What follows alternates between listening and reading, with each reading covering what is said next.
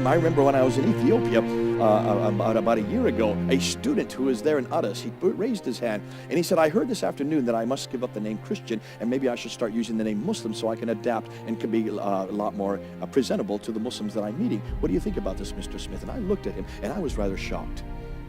And here was an Ethiopian asking me whether or not he should give up the name Christian. I said, you know, I'm embarrassed to even answer this question because you as an Ethiopian, you've carried that name for 2,000 years in this country.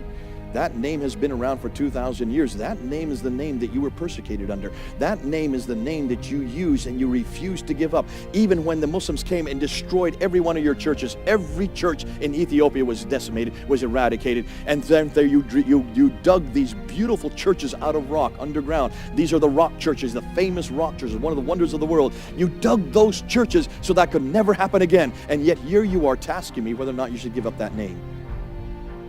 Please. Think about what you're saying. 2,000 years the church in Ethiopia has retained that name. 2,000 years they have sweated for that name. They have bled for that name. They had died for that name. And now in this generation you want to give it up so that you can placate your Muslim brothers next to you.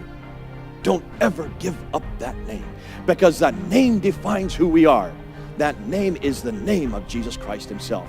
And I can't think of a better name. And it's not for me to think up a better name. It is a name that's been around for 2,000 years. And it not only allies me with my Christian brothers in every culture, those Christian brothers who are dying for that name, how dare I give it up?